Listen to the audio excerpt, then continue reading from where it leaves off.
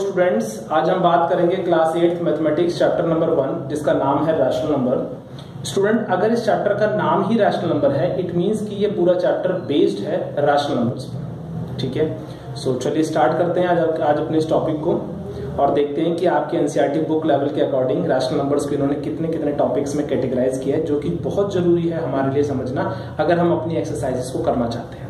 ठीक है, सो आपको सबसे पहले इसके अंदर एक क्वेश्चन या एक टॉपिक कह लें हम कि पहले तो ये जानना जरूरी है कि what is a rational number. एक रैशनल नंबर क्या होता है, इसके लिए मैं आपको अभी वैसे मैं बताऊंगा, दोबारा रिपीट करूंगा मैं इस बात को, लेकिन फिर भी मैं एक बात कहना चाहता हूँ। What is a rational number, इसका जवाब आपको बेसिक ऑफ मैथमेटिक्स पार्ट 1 की वीडियो में मिल जाएगा, जिसमें मैंने सारे टाइप ऑफ नंबर्स में रैशनल नंबर को भी उस वीडियो में समझा रखा है, तो आप वहां से भी एक बार अच्छे से देख सकते हैं। ठीक है, इसके अलावा एक जो दूसरा टॉपिक है इस चैप्टर के अंदर, वो है properties of rational numbers.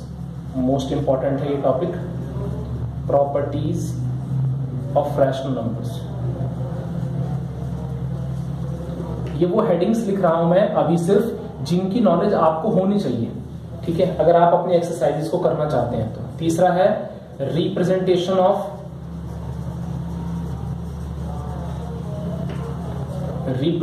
Of rational numbers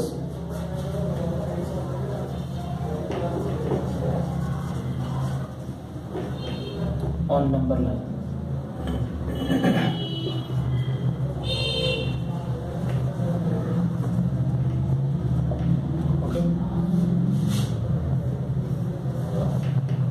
और फोर्थ टॉपिक है आपका finding rational numbers between two rational numbers. Means कि बहुत सारे या जितने भी जो दिए गए होंगे क्वेश्चन के अकॉर्डिंग रैशनल नंबर्स निकालना दो रैशनल नंबर्स के बीच में। Finding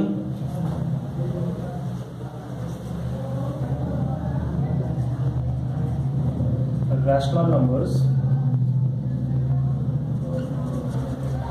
between two rational numbers.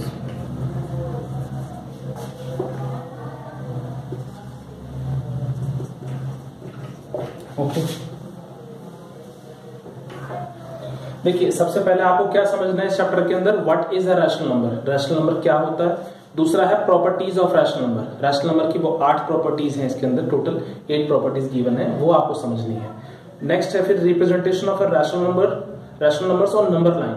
मतलब अगर आपके पास कोई रैशनल नंबर दिया गया हो तो आप उसको नंबर लाइन पर किस तरह से रिप्रेजेंट करेंगे। और चौथा टॉपिक है आपका finding rational numbers between two rational numbers.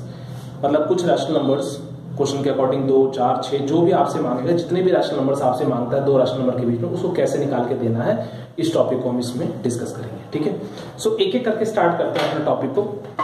हम बात करते हैं, मैं रिपीट कर देता हूं अपने उस टॉपिक को, what is the rational number वाले टॉपिक, हालांकि मैं बेसिक ऑफ मैथमेटिक्स पार्ट 1 के वीडियो में इसको डिस्कस कर चुका हूं ऑलरेडी। देखिए रैशनल नंबर की एक डेफिनेशन लिखवाई थी मैंने उस वीडियो में। A rational number is a number. What is a rational number? देखिए अगर इसके हम एक डेफिनेशन की बात करें जो आपको बहुत इजी रहेगा समझने के में इस टॉपिक को। A rational number is a number. A rational number is a number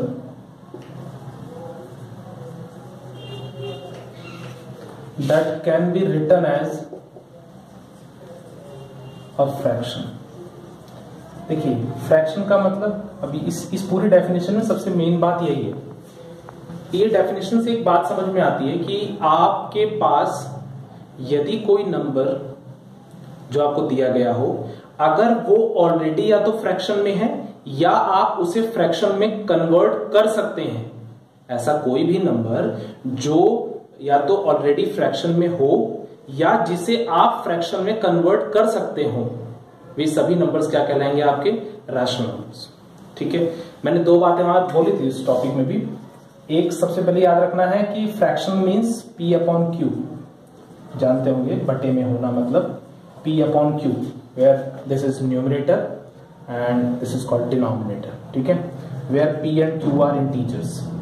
ये क्यों बोला जाता है P and Q are integers, क्योंकि इंटीजर्स के अंदर नेगेटिव्स और पॉजिटिव्स दोनों नंबर्स आ जाते हैं। आपको याद है ना, इंटीजर्स में क्या होता था, इंटीजर्स में 0, 1, 2 एंड सो ऑन, और इसी तरह इस तरफ भी -1, -2 एंड सो ऑन। ठीक है, तो इट मींस कि इंटीजर्स में 0 भी इंक्लूड है, पॉजिटिव नेचुरल नंबर्स भी हैं, नेगेटिव्स ऑफ नेचुरल नंबर्स भी हैं, ऑल ये पूरी सीरीज ही इंटीजर्स कहलाती है। ठीक है, so your given number should be in the form of P upon Q, वो P अपॉन Q की फॉर्म में होना चाहिए। नहीं हो तो आप, यदि आप उसको कन्वर्ट भी कर सकते हो, बाई चांस ना हो पर आप उसे कन्वर्ट कर सकते हो, ठीक है, तो वो भी रैशनल नंबर ही कहलाता है। तो P अपॉन Q की फॉर्म में हो, where P and Q are integers, जहां पर P और Q क्या हो, इंटीजर्स हो, मींस नेगेटिव भी हो सकते हैं, पॉजिटिव भी हो सकते हैं और 0 भी हो सकते हैं। लेकिन दूसरी बात इसी से रिलेटेड है, सब कुछ 0 कर देना, लेकिन जो आपका Q होगा वो 0 के बराबर नहीं होना चाहिए, मींस डिनोमिनेटर जो है वो 0 के इक्वल कभी भी नहीं होना चाहिए for a rational number.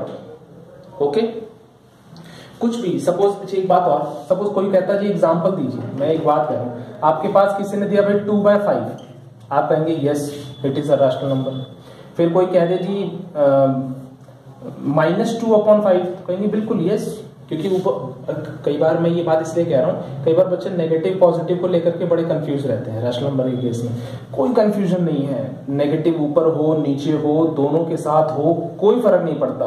-2 upon, suppose करिए ये 2/-5 है तो भी ये रैशनल नंबर है, -2/-5 है तो भी ये रैशनल नंबर है। अच्छा, इसके अलावा कई बार बाई सपोज करो कोई नेचुरल नंबर लिखा हुआ है, कई बार बच्चे इस बात को लेकर के मैंने देखा है कंफ्यूजन में आ जाते हैं कि कोई डिजिट लिखी हुई है, सपोज यहां पर मैंने ले लिया जी 7 ले लिया, अब कोई पूछे आपसे जी ये क्या, ये रैशनल नंबर है, तो आप कहेंगे जी बिल्कुल yes it is a rational number. क्यों है भाई, क्योंकि 7 के नीचे, जैसा कि मैंने अभी थोड़ी देर पहले कहा ना, आपके पास जो दिया गया नंबर है वो या तो फ्रैक्शन की फॉर्म में हो या आप उसे फ्रैक्शन की फॉर्म में कन्वर्ट कर सकते हो, तो आप उसे रैशनल नंबर ही कहेंगे। तो मैं इस 7 को कन्वर्ट करके लिख सकता हूं ना 7/1, क्योंकि मैथ्स की तरफ से फ्री गिफ्ट है, मैथमेटिक्स का फ्री गिफ्ट है भाई, किसी के नीचे कुछ ना हो तो आप क्या लगा सकते हैं, 1 लगा सकते हैं। सो ये क्या हो गया, 7/1 मींस P अपॉन Q की फॉर्म में आ गया। सो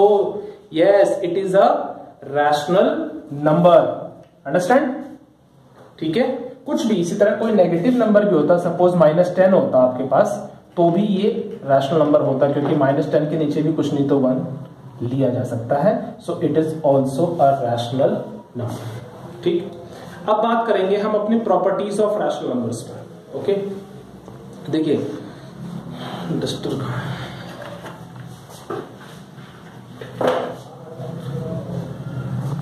अब बात करते हैं प्रॉपर्टीज पर। पहले तो उसके नाम की एक लिस्ट बना लेते हैं ताकि आप सबको नोटबुक में लिखने और उसको अच्छे से रिमेंबर करने में हेल्प होगी। देखिए मैं लिखता हूं एक एक करके, आप समझिएगा। ये हो जाएगा आपका properties of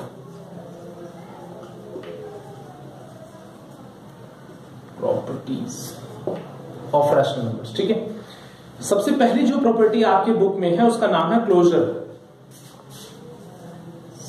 CLOSURE, closure property. देखिए मैं अभी नहीं डिस्कस करूंगा, पहले ना मैं आपको सारी बातें बता देता हूँ, सारे टॉपिक्स के नाम लिखवा देता हूँ सीरियल वाइज, उसके बाद फिर एक एक करके उसको समझाना शुरू करूंगा। ठीक है, क्लोजर को हिंदी भाषा में समवृत्त कहते हैं, समवृत्त। ठीक है, सेकंड है आपकी बुक के अकॉर्डिंग बता रहा हूं मैं सारी चीजें बिल्कुल। सेकंड नंबर पर आपके आएगा कॉम्यूटेटिविटी, मार्कर कॉम्यूटेटिविटी, COMMUATATIVITY, कॉम्यूटेटिविटी। ठीक है, इसे कहते हैं क्रम विनिमेयता, क्रम विनिमेयता। ओके, ध्यान रखिएगा, हिंदी भी बता रहा हूं क्योंकि हिंदी मीडियम के स्टूडेंट्स जो होंगे उनके लिए भी हेल्प हो जाएगी। तो कॉम्यूटेटिविटी को कहते हैं क्रम विनिमेयता। ओके, इसके बाद थर्ड नंबर पर आपकी एनसीईआरटी बुक के अकॉर्डिंग है वो है एसोसिएटिविटी,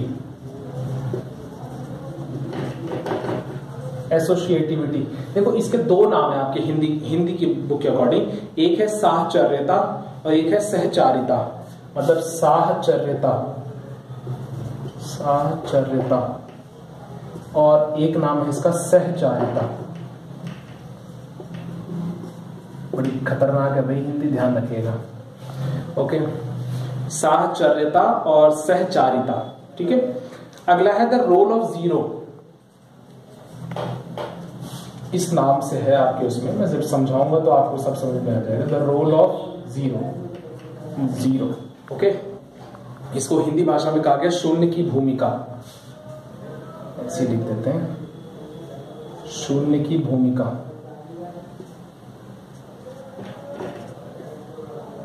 शून्य की भूमिका। जब उसमें जीरो दिखाया तो इसमें दिखाई देते हैं शून्य की भूमिका। ये एक्चुअली में शून्य की जो भूमिका है ना, ये आपका उसमें बताएगा कि रैशनल नंबर के साथ अगर हम जीरो को ऐड करते हैं तो क्या उसका जो इफेक्ट है क्या नजर आता है, उसके बारे में इसमें डिस्कस किया जाएगा। बहुत इजी है, कोई ज्यादा पैनिक नहीं होना। ये कैसा नाम लिख दिया सर ने, ऐसा कुछ भी नहीं है। ठीक है, डरने वाली बात कुछ नहीं है। नेक्स्ट है द रोल ऑफ वन। ये बहुत अच्छा है।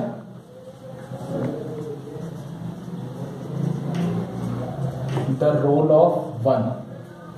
इसी वन का ही नाम, मतलब इसी टॉपिक के अंदर बताया जाएगा कि इसी को ही हम मल्टीप्लिकेटिव आइडेंटिटी कहते थे। ठीक है, मैं इसके नीचे करके आपको लिखवा देता हूं। मल्टीप्लिकेटिव, ये टॉपिक इसी में डिस्कस होगा। मल्टीप्लिकेटिव आइडेंटिटी मतलब एक बात कहूं आपको, आप द रोल ऑफ वन बोले या मल्टीप्लिकेटिव आइडेंटिटी ऑफ वन बोले, बात एक ही है। इसलिए मैं दोनों को इसलिए यहां पर लिख रहा हूं, एक पॉइंट आउट कर रहा हूं, ताकि मैं जब आपको उस टॉपिक इसको समझाऊंगा जब मैं इस चीज को, तब आपको वहां पर दोनों का मतलब बताऊंगा। दोनों का सेंस जो है वो एक ही चीज है। बस फिलहाल अभी मैं इस तरीके से लिख के आपको दे रहा हूं। तो इसको हिंदी में कहेंगे एक की भूमिका। एक की भूमिका। और हिंदी भाषा के अकॉर्डिंग इसको गुणनात्मक तत्समक कहेंगे। गुणनात्मक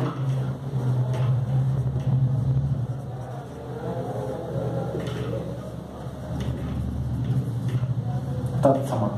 ओके, मीन्स कि ये समझ लीजिए कि ये इसी के दो नाम है। चीज एक है बट नाम दो है। द रोल ऑफ वन कोई कहे या multiplicative, one is the multiplicative identity. इसका इस तरीके से पूरा नाम बोला जाएगा। ठीक है, इसके बाद आपका जो अगला आएगा वो है नेगेटिव ऑफ अ नंबर। देखिए, नेगेटिव ऑफ अ नंबर के लिए मैं आपको बता दूं,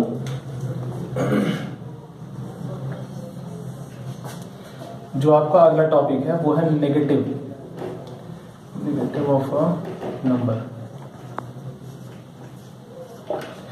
इस नेगेटिव ऑफ अ नंबर को ही, इसका मतलब इसी का ही दूसरा नाम आप कह लीजिए, वो है एडिटिव इनवर्स। ओके, एडिटिव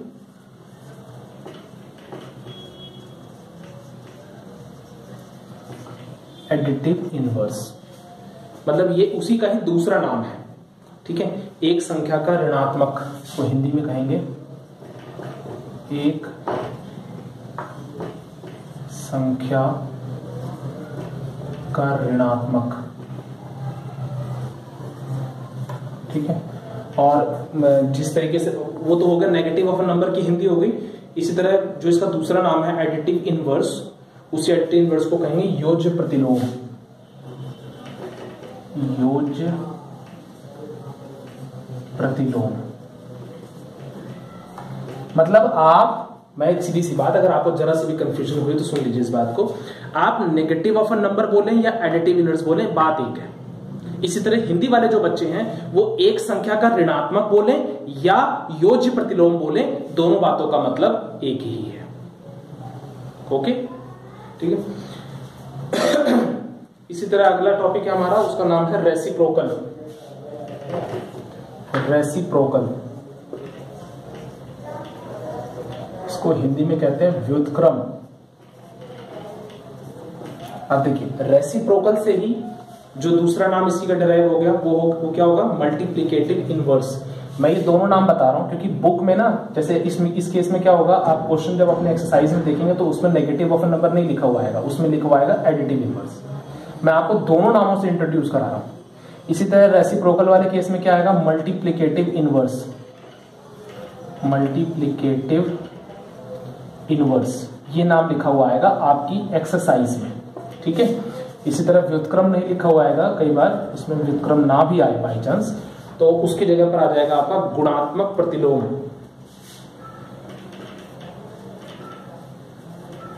गुणात्मक प्रतिलोम, ठीक है। और लास्ट में एक है, अच्छा लास्ट वाले का नाम वैसे बुक में बहुत बड़ा दिया हुआ है, काफी लंबी चौड़ी हेडिंग डाली हुई है उसके अंदर, लेकिन आप शॉर्ट में बस नाम याद रखें, डिस्ट्रीब्यूटिविटी, जिसको हम लोग वितरकता कहते हैं।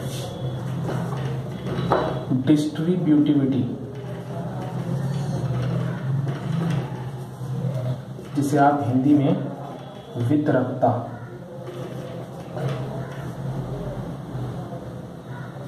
ओके। सो ये 8 टाइप की प्रॉपर्टीज है टोटल। मैंने जैसे बताया आपको, पहला है क्लोजर, जिसको आप हिंदी भाषा वाले संवृत कहते हैं। दूसरा है आपका कॉम्यूटेटिविटी, जिसे आप क्रम विनिमेयता हिंदी में कहते हैं। तीसरी प्रॉपर्टी का नाम है एसोसिएटिविटी, जिसे हिंदी भाषा में 2 नाम दिए गए हैं बुक के अकॉर्डिंग, एक है साहचर्यता, दूसरा है सहचारिता। चौथा है आपका द रोल ऑफ जीरो, जिसको शून्य की भूमिका के नाम से बोला जाता है हिंदी में। अगला है द रोल ऑफ वन, जिसे एक की भूमिका, अच्छा रोल ऑफ वन इंग्लिश वाले 2 नाम इसको, रोल ऑफ वन भी कह दें या मल्टीप्लिकेटिव आइडेंटिटी ऑफ वन कह दें, दोनों बातें एक हैं। इसी तरह हिंदी वाले एक की भूमिका कहें या गुणनात्मक तत्समक कहें, एक का गुणनात्मक तत्समक, तो दोनों बातों का मतलब एक ही है। नेक्स्ट है नेगेटिव ऑफ अ नंबर, अब इंग्लिश वालों के लिए फिर बोल रहा हूं, नेगेटिव ऑफ अ नंबर कहा जाए या एडिटिव इनवर्स कहा जाए, same thing, same sense, okay.